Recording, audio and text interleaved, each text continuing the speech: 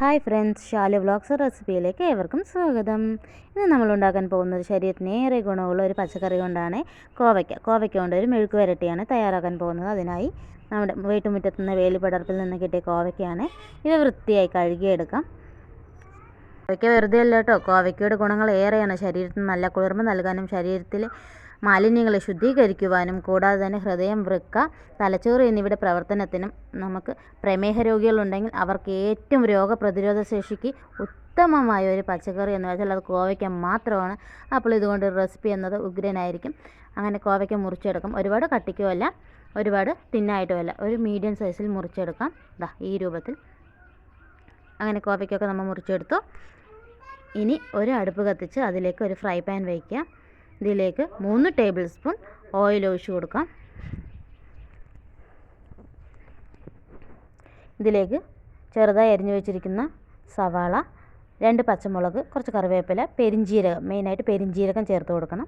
ഇത്തിരി കടുക് എന്നീ 5 ഐറ്റം ചേർത്ത് കൊടുത്ത് ചെറുതായി ഒന്ന് ഇളക്കി കൊടുക്കാം. ഇത് ഫ്രൈ ആവേണ്ട ആവശ്യമൊന്നുമില്ല, അതായത് ഒരു ബ്രൗണിഷ് നിറമൊന്നും ആവേണ്ട ആവശ്യമില്ല. അതിന് മുന്നേ തന്നെ നമുക്ക് നമ്മൾ അരിഞ്ഞു വെച്ചിട്ടുള്ള കോവയ്ക്ക കൂടി ഇതിലേക്ക് ചേർത്ത് കൊടുക്കാം.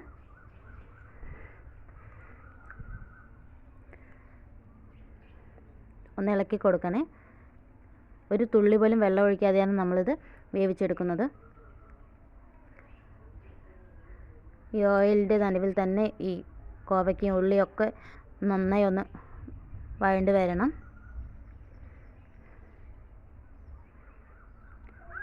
കുഞ്ഞുങ്ങൾക്കായാലും മുതിർന്നവർക്കായാലും ആഴ്ചയിൽ 2 തവണയെങ്കിലും നമ്മളുടെ ഭക്ഷണത്തിൽ, ദൈനംദിന ഭക്ഷണത്തിൽ കോവയ്ക്ക ഉൾപ്പെടുത്തുന്നത് വളരെ ഉത്തമമാണ്.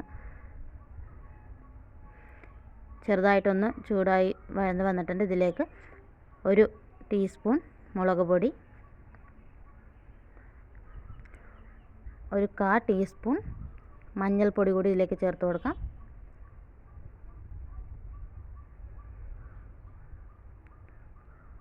മല്ലിപ്പൊടി 1/4 ടീസ്പൂൺ.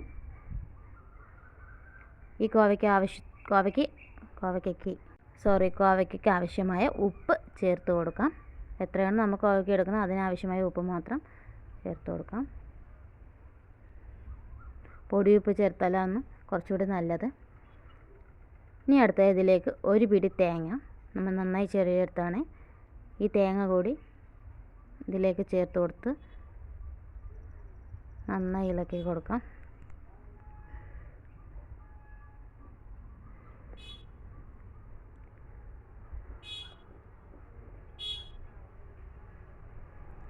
തേങ്ങയും കോവയ്ക്കയും ഉള്ളിയൊക്കെ നന്നായി ഫ്രൈ ആയി വരുന്നവരെ ഈ കോവയ്ക്കയുടെയും പെരിഞ്ജീരകത്തിൻ്റെയും മണമെന്ന അപാരം തന്നെയാണ് കേട്ടോ. ഇതൊന്ന് ഉണ്ടാക്കി നോക്കണം, തീർച്ചയായും ഉണ്ടാക്കി നോക്കണം. ഒരു റിക്വസ്റ്റാണ്, കാരണം അത്രയ്ക്ക് ടേസ്റ്റിയായൊരു ഐറ്റമാണിത്.